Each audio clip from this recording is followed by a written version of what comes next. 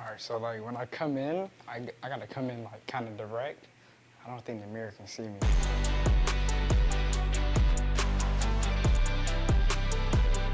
What's good, y'all? It's JT.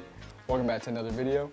So first, I want to apologize. So I haven't been giving y'all what y'all really deserve as far as content goes. Like I have so many videos and so many things I haven't uploaded that y'all need to see.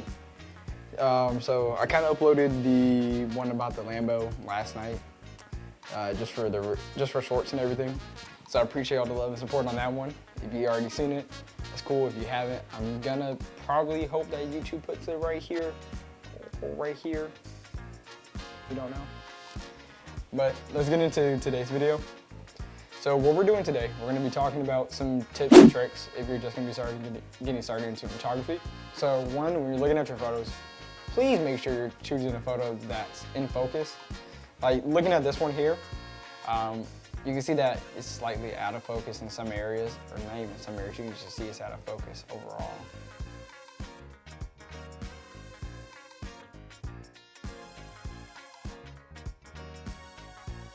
Photo, so I'm gonna use this one, was these little corner triangle things. So this one here on the left side, that one's gonna affect your shadows, and this one here on the right side is gonna affect your highlights and your exposure and your whites and how that is. So let's start with this. Let's see here. So for me personally, just for the sake of the video, I'm just gonna bring down the black. So what happens when you bring it down? Dear Lord, I can only imagine what's gonna happen when I say that. So you can start seeing that some of the blue, see that a lot of that blue lighting? That blue lighting is just indicating that the area is too dark or that the shadows are too high. So there's one area. And then if you come over here to the right and you look at this right-hand triangle, and let's say we're bringing up the exposure too much. Okay, now you have all your areas that are overexposed. Same thing with highlights. Anything over-highlighted. Yeah, anything where whites, over-whited. Over-whited? Yeah. Okay, but now let's edit this photo. So for me personally, let me bring up the brightness on this. Okay, so we're fine. For me personally, your profiles are what's gonna affect your overall way of the, I don't know how to explain it. The overall look of the photo. So it affects your colors, it affects your highlights, it affects your shadows, all of that, right? So recently I started using more of the Adobe Vivid. It's just something I like a little bit more. It's just a little bit more dramatic. So let's look at it here. So with that versus portrait, you can see that some of the colors are taken out. While if you go back into Vivid, you can see added some contrast back. And then same thing for standard, takes away. Same thing for landscape, add some color. And then Adobe Color takes away. So you can start off that way if we're gonna get started. So for me, I'm gonna bring up the exposure just a little bit. I don't have to do too much. And then we'll bring up the contrast. So I'll bring it right there. Just because I'm looking at these greens and then I'm still looking at the blacks right here. And I don't know how hard I really want to go on it. So because this was really sunny that day, I'm gonna go ahead and bring this down. I don't want to over highlight it, so I'm gonna bring it like right there. Shadows, since again it was a sunny day, no shadows, we're gonna get rid of those. Whites, I mean, you don't really need the whites. I'm just really trying to accentuate those blacks. Like, let's see here. Like, look, even adding some of those blacks, taking away some of those blacks, taking away some of that darkness, right?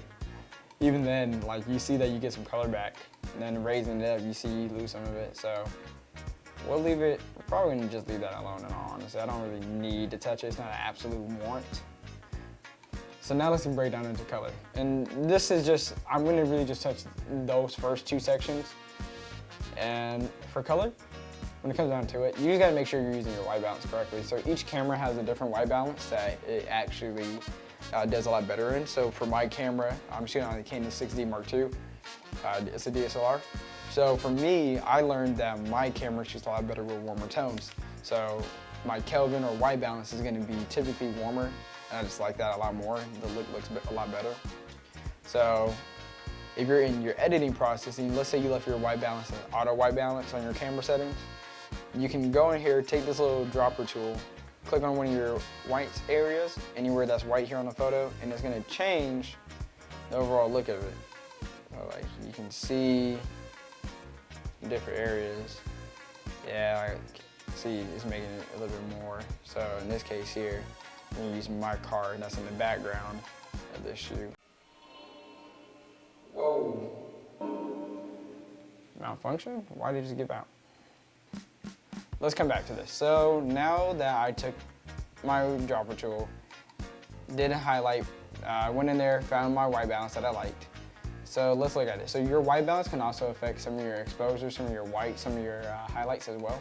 So you can see that there's some areas now that are overly done. So looking at there, you can see that that's too bright over there, or not oversaturated, overexposed in some sort. So that's one area.